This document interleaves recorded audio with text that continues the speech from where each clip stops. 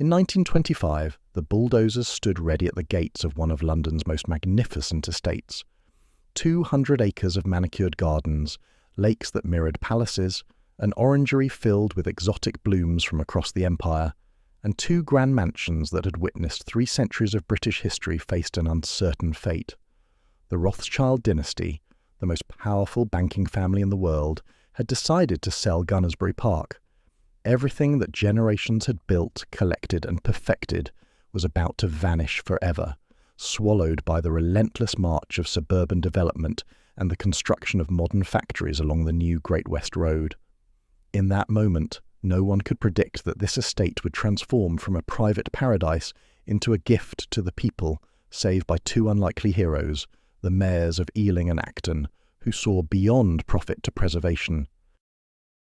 This is the story of Gunnersbury Park, an estate that survived conquest and kings, entertained princesses and prime ministers, and became the crown jewel of the Rothschild Empire before nearly disappearing into history.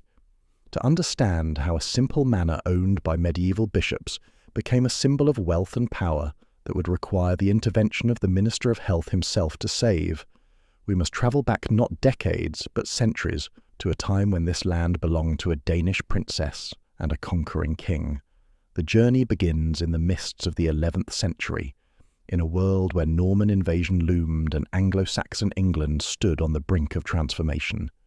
The name Gunnersbury itself whispers of ancient power and royal tragedy. It derives from Gunylda, the niece of King Canute, that Danish warrior king who ruled England, Denmark and Norway, and who, according to legend, demonstrated the limits of royal authority by commanding the tides to retreat. Gunylda lived on this land until 1044, when political machinations forced her banishment from England. Imagine the scene as she departed, the only woman of royal blood dwelling in what would become one of West London's most coveted estates, forced to abandon her home forever. The land she left behind would pass through countless hands, each leaving their mark, each adding another layer to a story that would span nearly a millennium. After the Norman conquest, when William the Conqueror redistributed English lands among his followers and the church, Gunnersbury became property of the Bishop of London, a powerful ecclesiastical position that controlled vast estates across southern England. For centuries the manor remained in church hands, a quiet retreat from the political intrigues of London, close enough to the capital for convenience yet far enough to provide genuine sanctuary. By the 15th century the manor had passed to the Frowick family, and it was here in 1460 that Sir Thomas Frowick was born. This was no ordinary country squire.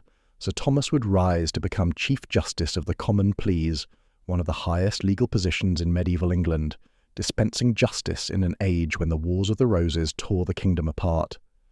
Picture the young Frowick growing up on these grounds, perhaps walking the same paths where 3 centuries later Rothschild gardeners would plant rhododendrons from the Himalayas, learning the law that would make his name immortal in English legal history. The Frowicks occupied Gunnersbury through the tumultuous Tudor period, through the dissolution of the monasteries when Henry VIII seized church property and executed those who opposed him, through the religious upheavals that saw England swing from Catholicism to Protestantism and back again. These were dangerous times for anyone of prominence, times when a wrong word or allegiance could mean the block and the axe. Yet somehow, through all this turmoil, Gunnersbury endured, a constant presence in a changing world. The mid-17th century brought civil war to England, a conflict that would see a king beheaded and Parliament triumphant over the crown.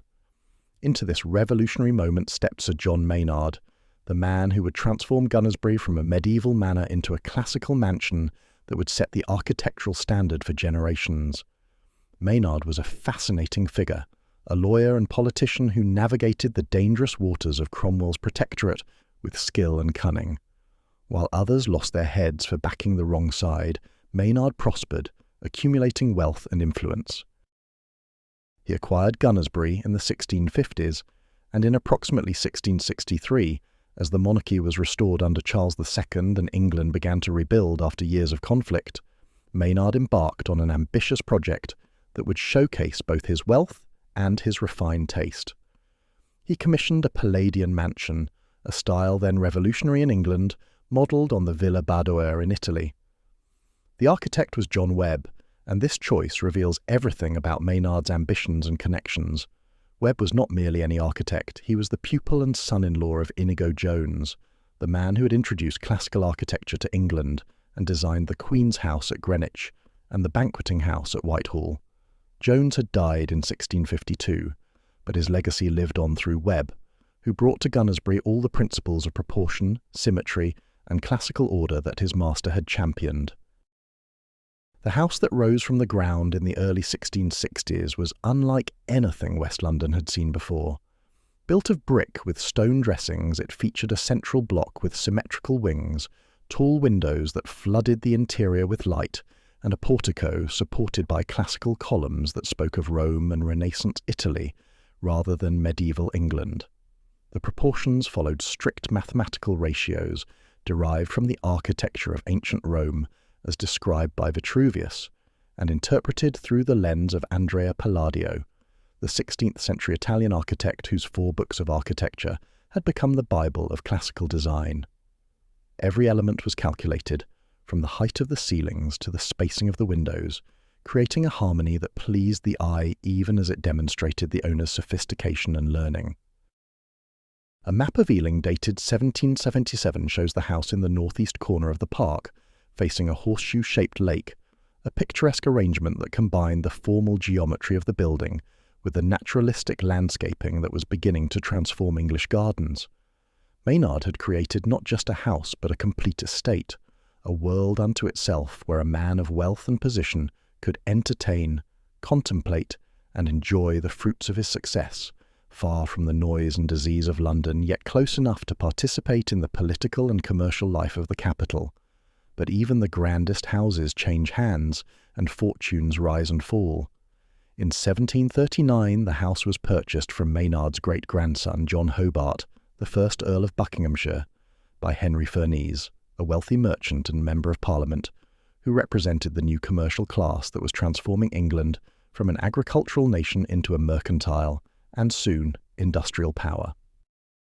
Furness understood that wealth alone was not enough. It had to be displayed, cultivated, made visible through architecture, landscaping, and the patronage of the arts. He hired William Kent, one of the most celebrated landscape designers of the 18th century, to redesign the grounds in the new landscape style that was sweeping England. Gone were the formal parterres and geometric patterns of the previous century, replaced by sweeping lawns, serpentine paths, carefully placed clumps of trees, and that essential feature of the landscape garden, water in apparently natural forms. Kent created the horseshoe-shaped lake that would remain a defining feature of the estate for centuries to come, designing it to look as though nature herself had formed it, though every curve and contour was carefully calculated for maximum picturesque effect. When Daniel Defoe, the author of Robinson Crusoe and one of England's first journalists, visited Gunnersbury in 1742, he was overwhelmed by what he saw. He wrote of how the mansion stands on an eminence, the ground falling gradually from it to the Brentford Road, and from the portico you have an exceeding fine prospect of the county of Surrey, the River Thames, and a good prospect of London in clear weather. This was the appeal of Gunnersbury, elevated enough to command views across the Thames Valley, yet intimate enough to feel like a private retreat. From those windows one could see the great river that was England's highway, carrying trade and wealth from across the empire, could see Surrey's green hills rising to the south, could see on clear days the smoke and spires of London itself.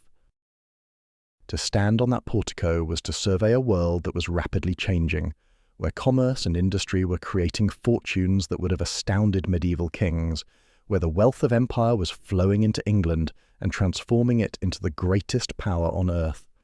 Henry Furness died in 1756, and 2 years later the estate entered perhaps its most romantic and intriguing phase when it was purchased for Princess Amelia, the favourite daughter of King George II.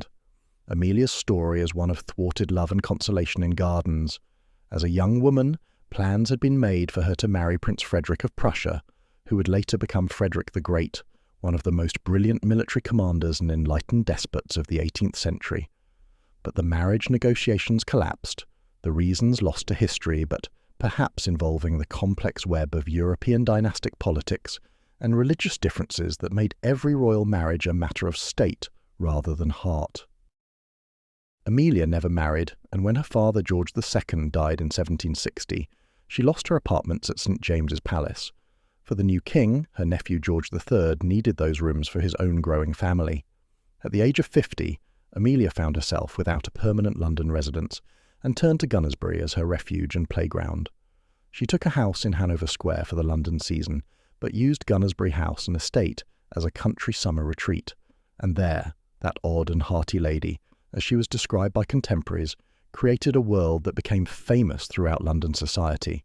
Amelia was George III's aunt, a princess of the blood royal, and she brought to Gunnersbury all the glamour and drama of the court without any of its stuffiness. She continued the landscaping work that Henry Furness had begun, but she added her own touches, building a bathhouse in the grounds, a structure that combined classical architecture with the practical comforts that the 18th century was beginning to demand. This bathhouse was no simple changing room.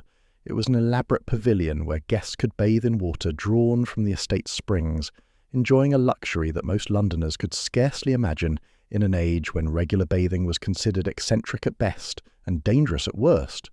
But it was Amelia's parties and political intrigues that made Gunnersbury legendary. She entertained constantly, inviting not just the aristocracy but writers, artists, politicians, and anyone whose conversation amused her. In an age when royal etiquette was rigid and formal, Amelia created at Gunnersbury a more relaxed atmosphere where genuine conversation could flourish. She involved herself in politics, using her position and connections to influence appointments and policies, becoming a power behind the throne in ways that would have been impossible for a married woman. Her correspondence reveals a sharp intelligence and a wicked sense of humour, a woman who understood the game of power and played it with skill. For 26 years, from 1760 until her death in 1786, Amelia presided over Gunnersbury, transforming it from a country house into a centre of society and influence. When she died, she left behind not just buildings and gardens, but memories of an era when a royal princess could create her own court and live life on her own terms. After Amelia's death, the estate entered a period of rapid change and fragmentation that would have lasting consequences. In 1788, it was acquired by Colonel Ironside, about whom little is known beyond his military rank and his brief ownership of the property. He sold it again in 1792 to a Walter Stirling, another shadowy figure who left little mark on the estate. Then, in 1801, came a decision that would reshape Gunnersbury fundamentally, when John Morley, the latest owner, decided to pull down the magnificent Palladian mansion that John Webb had designed nearly a century and a half earlier and sell the land off piecemeal in 13 lots. Imagine the shock this decision must have caused, the destruction of a building that had stood for generations, that had been admired by Daniel Defoe and graced by a royal princess, demolished not because it was ruined, but because the land was worth more divided than whole.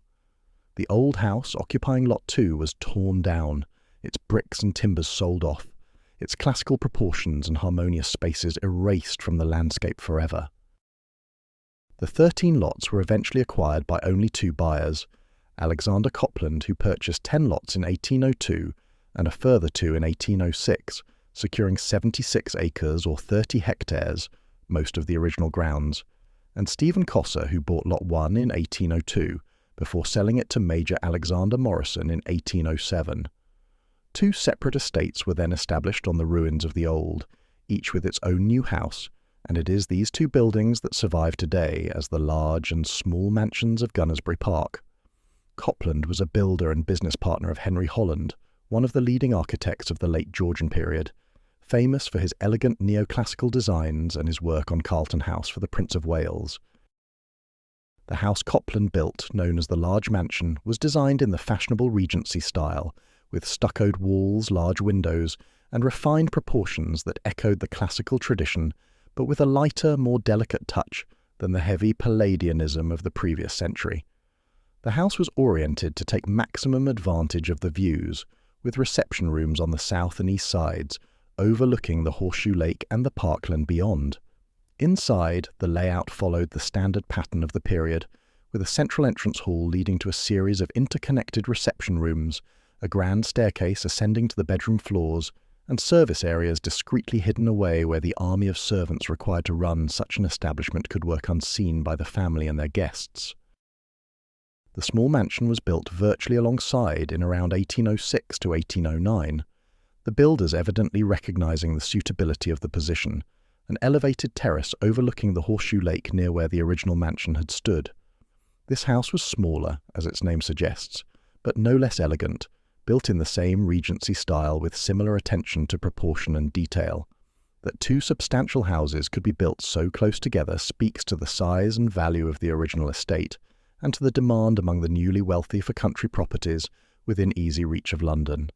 The small mansion and grounds were known as Gunnersbury House, while the larger property was called Gunnersbury Park, and for the next 80 years they would remain separate, each with its own owners, gardens, and character, two fragments of what had once been whole. Then, in 1835, everything changed when the merchant and financier Nathan Mayer Rothschild purchased the large mansion and park shortly before he died. The arrival of the Rothschilds at Gunnersbury marks the beginning of the estate's greatest period of glory, when money, taste, and horticultural innovation would combine to create one of the most celebrated gardens in England. To understand what the Rothschilds brought to Gunnersbury, we must first understand who they were and how they had risen from the Jewish ghetto of Frankfurt to become the most powerful banking family in the world, financiers to kings and governments, orchestrators of loans that decided the fates of nations, accumulators of wealth on a scale that made even ancient aristocratic families seem poor by comparison.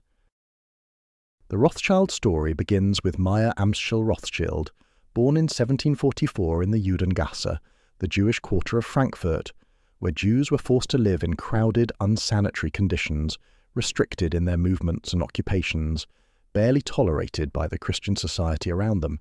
Meyer Amschel was the son of a money changer and dealer in rare coins, and he inherited his father's business while still a teenager. He had a brilliant mind for finance and an ability to cultivate relationships with powerful men, particularly Wilhelm IX, Landgrave of Hesse-Kassel, one of the wealthiest princes in Germany. Wilhelm had inherited a fortune built partly on hiring out Hessian soldiers to foreign powers, including Britain during the American Revolution, and he needed someone to manage his money. Meyer Amschel became that man, investing Wilhelm's wealth and generating returns that made both men richer. But Meyer Amschel's true genius lay in recognizing that the future belonged not to princes, but to international trade and finance, and that a family that could operate across borders, that could move money and information faster than anyone else, could dominate the emerging world of industrial capitalism. He sent his 5 sons to the 5 major financial centers of Europe, Frankfurt, Vienna, Naples, Paris, and London, creating a network that could respond to opportunities and crises with unprecedented speed. When Napoleon convulsed Europe with war, the Rothschilds financed governments on both sides, not from any political conviction, but from the cold calculation that war was expensive, and governments at war needed money desperately and would pay high interest rates to get it. When Napoleon was finally defeated at Waterloo in 1815, the Rothschilds were perfectly positioned to profit from the peace, financing the reconstruction of Europe and consolidating their position as the premier banking house of the age.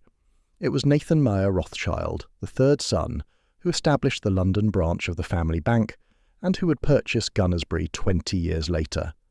Nathan Mayer arrived in England in 1798 at the age of 21, initially establishing himself in Manchester as a textile merchant before moving to London in 1809 to open a banking house in the city.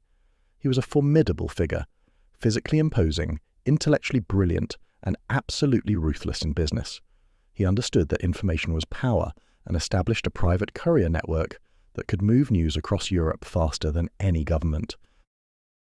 The most famous story about Nathan Mayer, though possibly apocryphal, involves Waterloo, when his agents brought him news of Napoleon's defeat before the British government knew, allowing him to make enormous profits by buying government bonds that had collapsed in value but would soar once the victory was confirmed.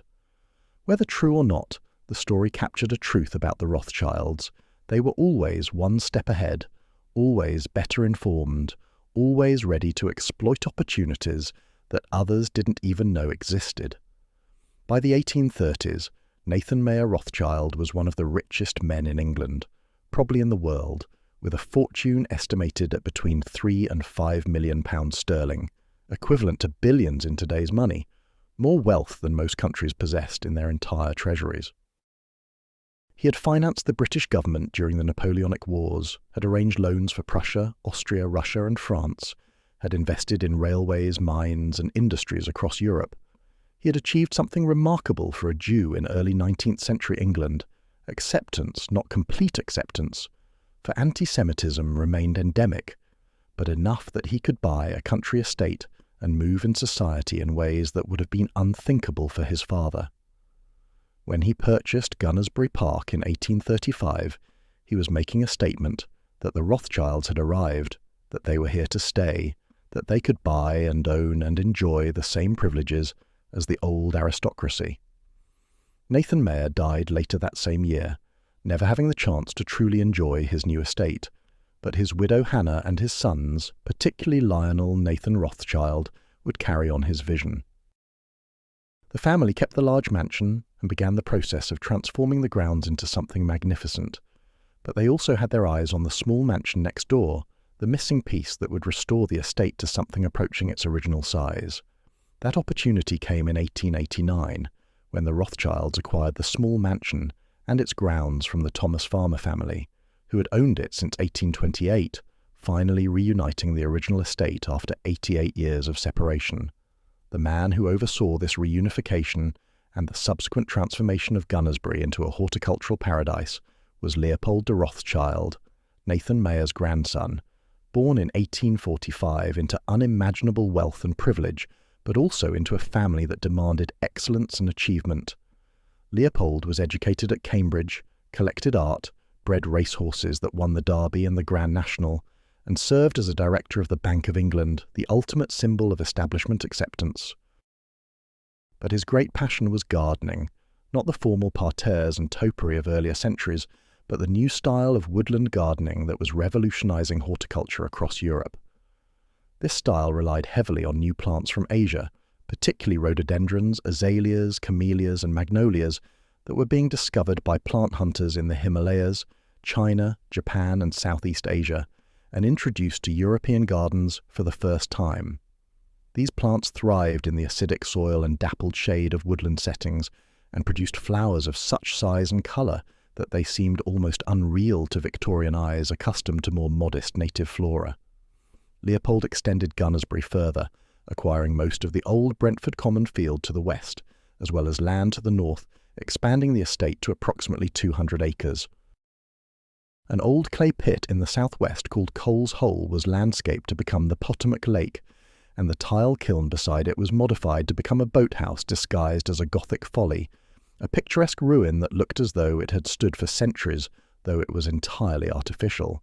This was landscape gardening at its most sophisticated, creating apparently natural scenes that were in fact carefully composed, with every tree, shrub, path and vista calculated for maximum effect. Leopold planted vast collections of rhododendrons and azaleas, massing them under oak and beech trees, where they would bloom in waves of colour from March through June, creating effects that drew visitors from across England and from the continent. He built a rock garden, using stone imported from Cumbria and Wales, creating miniature mountains where alpine plants could grow in conditions similar to their native habitats.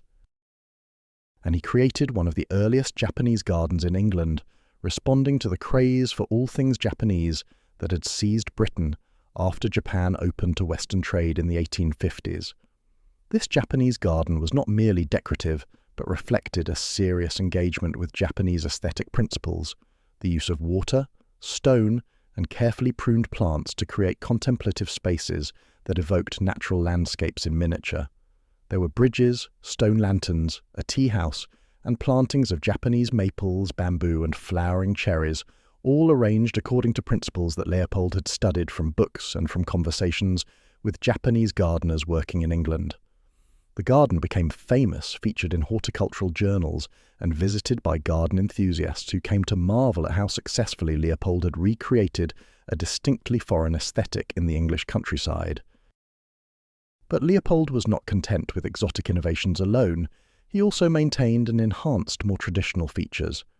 An orangery had been built in 1836 to a design by Sidney Smirke, brother of the more famous Robert Smirke, who designed the British Museum, and Leopold filled it with orange and lemon trees, camellias and other tender plants that could not survive English winters outdoors. The structure was largely in glass, a glittering conservatory that caught the light and created a tropical microclimate where guests could promenade among palms and citrus while snow fell outside. There was also a more formal Italian garden with geometric beds, clipped hedges, gravel paths, and Renaissance-style statuary and fountains, providing a contrast to the naturalistic woodland areas and demonstrating the range of styles that Leopold commanded. Victorian scattered flower beds added seasonal colour, planted with bedding plants that were raised in the estate's extensive greenhouses and changed several times a year to maintain continuous displays. The labour required to maintain all this was staggering. Leopold employed a small army of gardeners, perhaps 30 or 40 skilled men working year-round, pruning, weeding, planting, mowing, and performing the 1,000 tasks required to keep a garden of this scale looking perfect.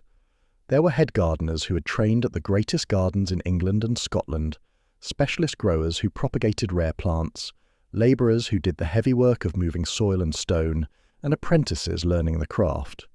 The head gardener at Gunnersbury would have been a man of considerable status and expertise, earning perhaps £100 a year, equivalent to £30,000 today, with a house on the estate and authority over all the garden staff. But gardens were only part of what made Gunnersbury magnificent under the Rothschilds. The mansions themselves were maintained to the highest standards, with interiors that combined comfort with opulence. The large mansion, which served as the principal residence, was decorated in the French taste that the Rothschilds favoured, with Louis XIV and XV furniture, Sèvres porcelain, old master paintings, and tapestries from Gobelin and Beauvais. The walls were hung with silk damask in rich colours, crimson, gold, emerald green, and the woodwork was painted white with gilded mouldings, creating rooms that glowed with reflected light. The ceilings were decorated with plasterwork in rococo designs, swags of fruit and flowers, medallions containing painted scenes, borders of acanthus leaves and ribbons. The floors were parquet in geometric patterns or covered with Turkish and Persian carpets, whose colours had mellowed to soft harmonies. The furniture was arranged not just for use but for display, demonstrating the family's wealth and taste. Every room had a fireplace with a marble mantelpiece, often imported from France or Italy, surmounted by a mirror in a gilded frame that doubled the apparent size of the space and multiplied the light from candles and lamps. The dining room was particularly impressive, capable of seating 40 or 50 guests at a table that could be extended to fill nearly the entire length of the room. The walls were hung with paintings of fruit, game and flowers, appropriate subjects for a room dedicated to eating, and the sideboards were laden with silver, display pieces that showed the family's status even when not in use. Dinner at Gunnersbury was a formal affair, men in white tie and tails, women in evening gowns glittering with jewels, served by footmen in the Rothschild livery. The food was French, prepared by a chef trained in Paris, multiple courses beginning with soups and hors d'oeuvres, proceeding through fish, meat, game, and ending with elaborate desserts and savouries. Wine flowed freely from the Rothschild cellars stocked with the finest vintages from Bordeaux, Burgundy and Champagne, many from vineyards the family owned. After dinner, the ladies would withdraw to the drawing-room, while the men remained for port, cigars, and conversation about business and politics, maintaining the rigid gender separation that Victorian society demanded.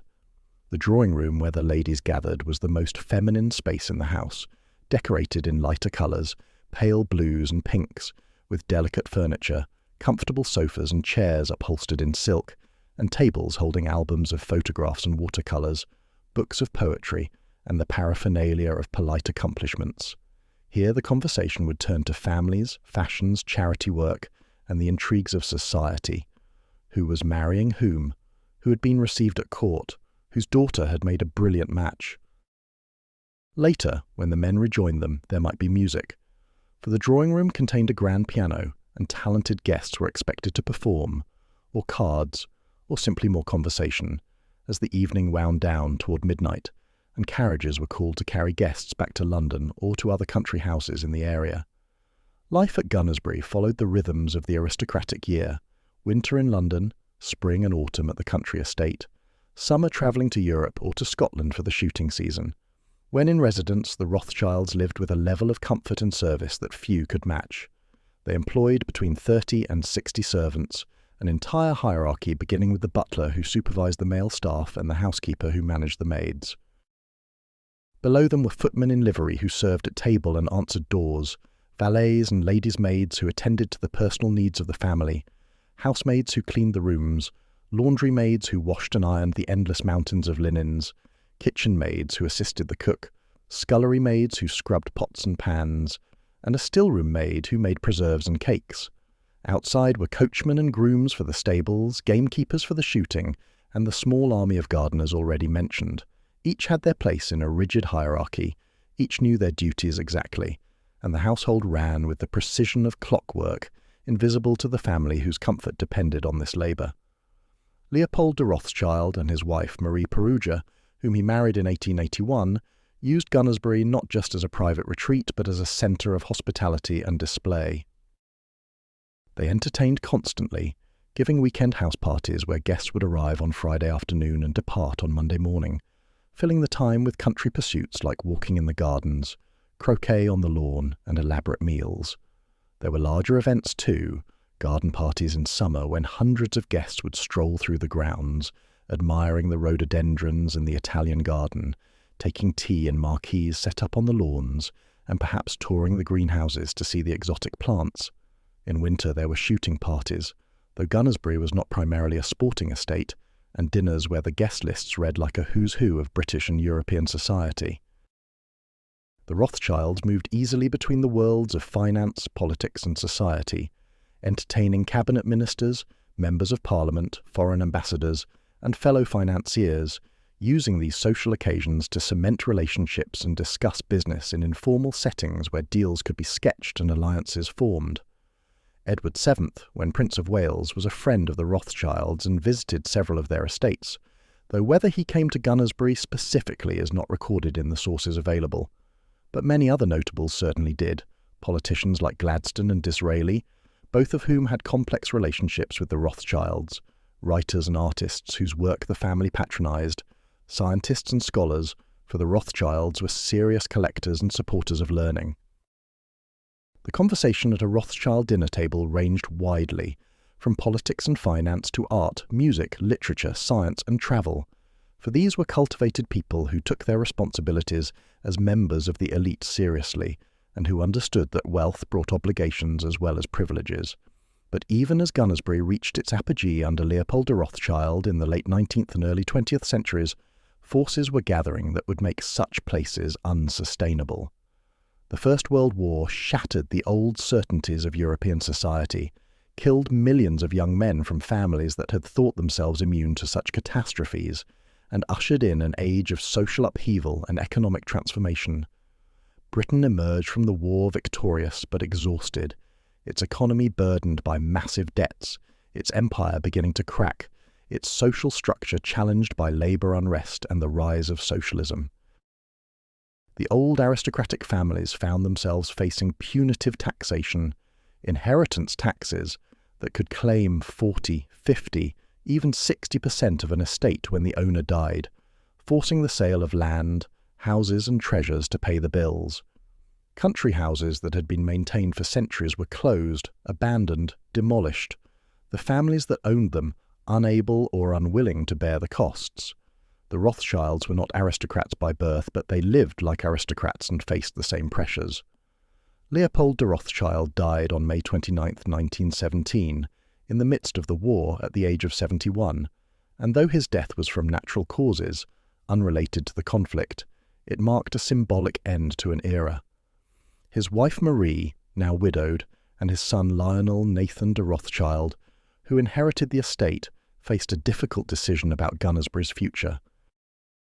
The house and gardens required constant maintenance, a staff of 60 or more, and an annual operating budget that ran to tens of thousands of pounds. In the prosperous years before the war, when money flowed effortlessly from the family's banking operations and investments, this had been manageable. But the post-war world was different, with higher taxes, labour shortages as men who had been in service found better-paying industrial jobs, and changing social attitudes that made the old ways of living seem wasteful and anachronistic. Lionel Nathan de Rothschild had other properties and other interests.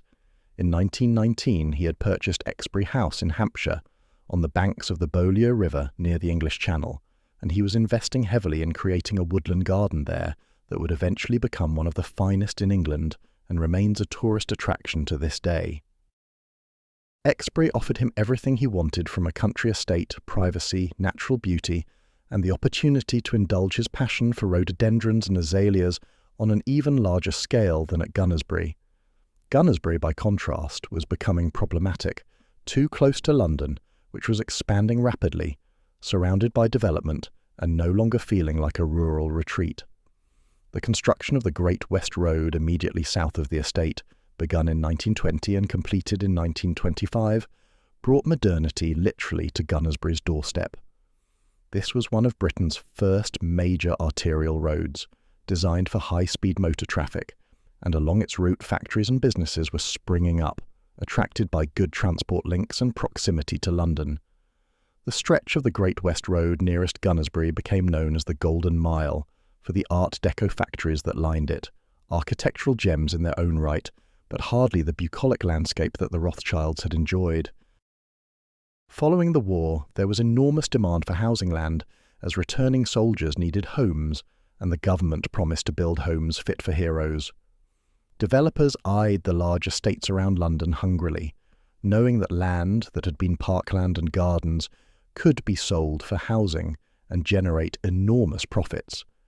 The adjacent Brentford urban district had policies favouring house building, and there was real concern that if Gunnersbury were sold commercially, it would be built over completely, erasing in a few years what had taken centuries to create. Lionel Nathan and his mother Marie understood this, and when they decided to sell, they did so on condition that the estate would only be used for leisure and recreation. They wanted Gunnersbury preserved, not destroyed, and they were willing to accept a lower price to ensure this outcome. The buyers they found were unlikely saviours: the Ealing Borough Council and Acton Borough Council, neighbouring local authorities that decided jointly to purchase the 200-acre estate for £130,000, an enormous sum for municipal governments in 1925, equivalent to approximately £8 million today. The money was borrowed from the Ministry of Health, which oversaw local government at that time, with the agreement that some of the land would be sold for housing to help repay the loan. Specifically, plots abutting Pope's Lane and Lionel Road would be developed, but the core of the estate would remain as a public park.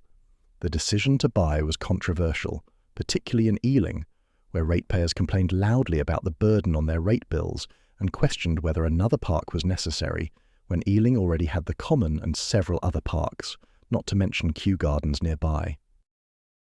The Brentford and Chiswick Borough Council, which actually contained most of Gunnersbury within its boundaries, was even more opposed, arguing that housing was more important than parkland, and that two councils outside their jurisdiction had no business buying land inside it. But the supporters of the purchase prevailed, driven by what critics called snobbery and defenders called civic pride. The mayor of Ealing in particular was determined that Ealing, the queen of the suburbs as it styled itself, should not have extensive municipal housing on its doorstep, fearing that this would lower property values and damage the area's exclusive reputation. The mayor of Acton concurred, persuading his council to join in the purchase. In retrospect, whatever the motivations, the decision to buy Gunnersbury proved far-sighted, saving an irreplaceable landscape and architectural ensemble that would provide recreation and pleasure for millions of people over the following century. The park was formally opened to the public on May 21, 1926, by Neville Chamberlain, then Minister of Health and later to become Prime Minister. Chamberlain rejoiced that the people had come into the possession of so magnificent and historical a park, and bemoaned the failure of earlier generations to recognise the need for open spaces in the towns and cities when outdoor recreation was the privilege of the few. His words captured the spirit of the age, a belief in progress and democracy, in the idea that what had once been enjoyed by a few privileged families should now belong to everyone. The transformation from private estate to public park required significant changes. The large mansion was converted into an exhibition space for local history and archaeology, costume and fine art, opening as the Gunnersbury Park Museum in 1929. This was a pioneering move, using a historic building to tell local stories and display artifacts that helped residents understand their area's past. The collections included Romano-British pottery found during excavations in the area, medieval documents, costumes showing how fashion had changed over the centuries, paintings by local artists, and memorabilia from famous residents. The small mansion initially remained residential, but was eventually incorporated into the museum complex as well. An adjoining area of Rothschild land just outside the main estate became Gunnersbury Cemetery in 1929, providing burial space for the growing population of West London. The gardens, without the small army of Rothschild gardeners to maintain them, inevitably declined from their former perfection. The bedding schemes were simplified, the glass houses were closed or demolished, rare plants were lost or neglected, but the fundamental structure remained: the lakes, the lawns, the woodland areas with their rhododendrons and azaleas, the Italian garden, the Japanese garden, the Gothic boathouse. These survived, though not as well maintained as a century before, providing visitors with a glimpse of what Edwardian grandeur had been like. Children paddled in the Potomac Lake in summer, couples courted on the paths, families picnicked on the lawns, and slowly Gunnersbury became woven into the lives of local people, no longer an exclusive preserve but a shared resource. The Second World War brought new challenges, with parts of the park used for civil defence, home guard exercises, and victory gardens, where vegetables were grown to supplement rationed food. The mansions survived the Blitz, though bombs fell nearby, destroying homes and factories. In 1965, as part of a major reorganisation of London government, the park passed to the newly created London Borough of Hounslow, and in 1967 the Gunnersbury Park Joint Committee with Ealing was established to manage the park collaboratively. This arrangement reflected the fact that the park straddled boundaries, and both boroughs had interests in its future.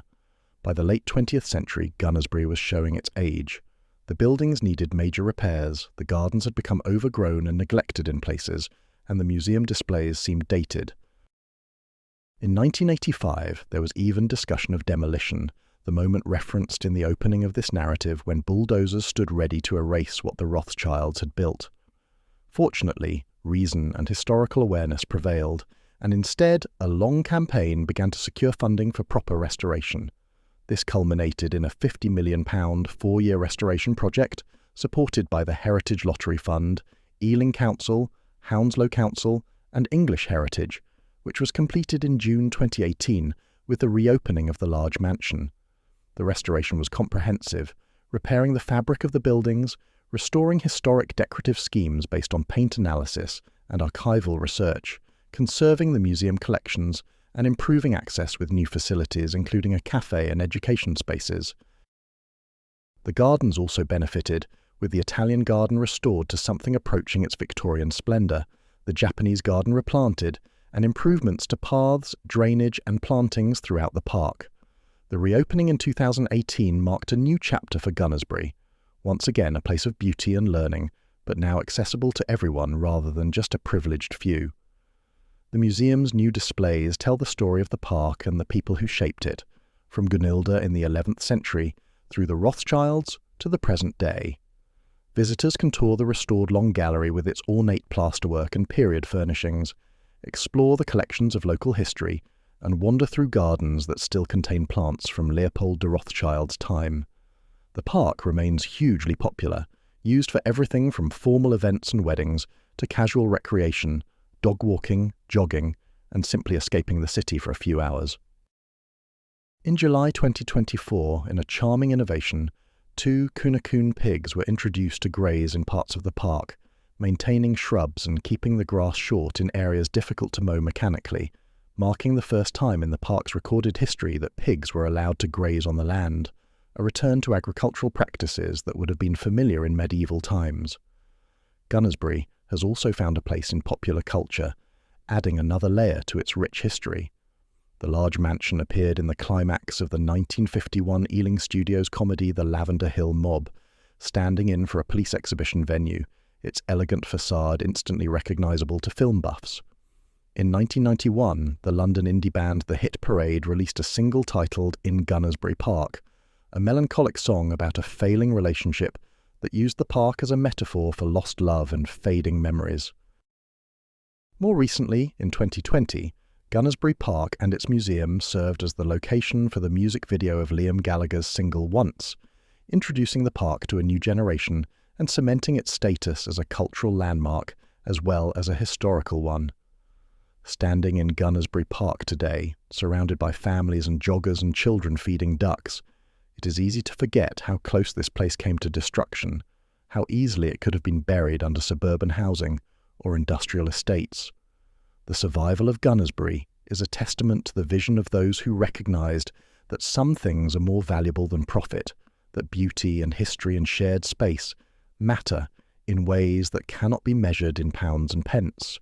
The estate has been transformed from a symbol of private wealth into a democratic resource, from the playground of the richest family in the world into a park that belongs to everyone who walks through its gates.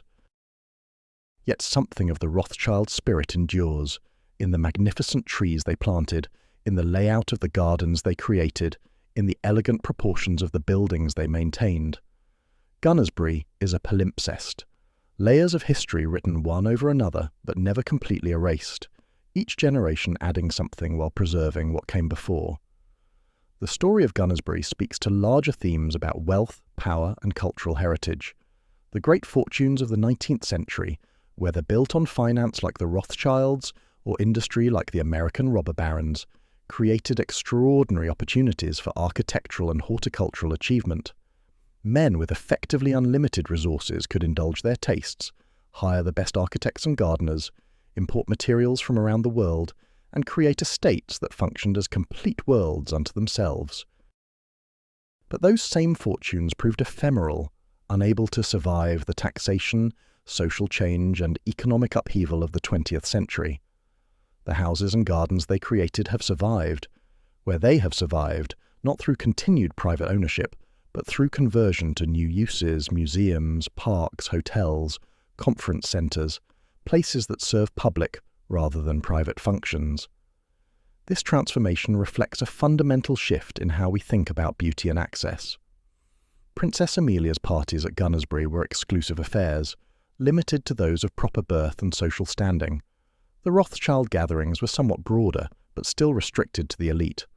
Today, anyone can walk through the same rooms where cabinet ministers dined, can stroll through gardens that once required an invitation to enter, can sit by lakes that reflected the faces of presidents and princes. This democratization of access is one of the great achievements of the 20th century, the recognition that cultural heritage belongs to everyone, not just those who can afford to create or buy it. Yet this democratization comes with costs and compromises. Museums cannot maintain the lived-in feeling of a private home, and public parks cannot achieve the perfection of private gardens with dedicated staff. We gain access, but lose something of the original vision and context. Gunnersbury's journey from Danish princess to Rothschild paradise to public park illustrates the contingency of history, how easily things could have turned out differently. If Princess Amelia had married Frederick of Prussia, would she have come to Gunnersbury at all, or would the estate have remained an obscure country house? If John Morley had not demolished the original Palladian mansion, would it still stand today, perhaps as impressive as Ham House or Chiswick House? If Leopold de Rothschild had not been passionate about gardening, would Gunnersbury have become the horticultural showplace it was, or just another comfortable but unremarkable estate? If the councils of Ealing and Acton had not been willing to borrow money and brave criticism to purchase the park, where would it be now, buried under housing estates, erased from the landscape entirely? History is made by choices, some grand and some mundane, and Gunnersbury is the product of centuries of choices by owners, designers, gardeners, and finally by democratic institutions that chose preservation over profit. As we look to the future, Gunnersbury faces new challenges and opportunities. Climate change threatens the historic plantings. Species that thrived in the cool, damp conditions of Victorian and Edwardian England may struggle in a warmer, drier future. The buildings require constant maintenance, and funding is always uncertain, dependent on government budgets and lottery grants that can change with political winds. Yet interest in heritage and history remains strong, and there is growing recognition that places like Gunnersbury provide not just recreation but connection to the past, reminders of how people lived and what they valued. The park is listed Grade 2 on the Register of Historic Parks and Gardens, ensuring a degree of protection, and the successful 2018 restoration has breathed new life into the estate, attracting new visitors and generating enthusiasm. Educational programs bring school children to learn about Victorian life, horticultural workshops teach gardening skills, and special events from concerts to craft fairs animate the space, ensuring that Gunnersbury remains vibrant and relevant rather than a frozen museum piece. In the end, Gunnersbury's greatest significance may lie not in any single feature, but in its completeness as a historical document. Here, in one place, we can trace nearly 1,000 years of English history, from the Norman conquest to the present day. See how architecture evolved from Palladian classicism through Regency elegance to Victorian opulence. Understand how gardening changed from formal geometries to landscape naturalism to horticultural collecting, and witness the transformation from feudal manor to aristocratic estate to democratic park. Few places offer such a rich and continuous narrative, such a clear illustration of historical change and continuity. Gunnersbury survived because people cared enough to fight for it, because they recognised that once destroyed, such places cannot be recreated, that authenticity and history have value beyond monetary calculation. As long as there are people who understand this, who appreciate the layers of meaning that accumulate over centuries, who see in these gardens and buildings not just pretty scenery, but connections to the past and to each other, Gunnersbury will endure. The bulldozers that stood ready in 1985 never came, and with care and commitment, they never will. The story continues, and every visitor who walks through Gunnersbury's gates becomes part of that ongoing narrative, inheriting a legacy that stretches back to Danish princesses and forward to generations yet unborn, a gift from the past that we hold in trust for the future.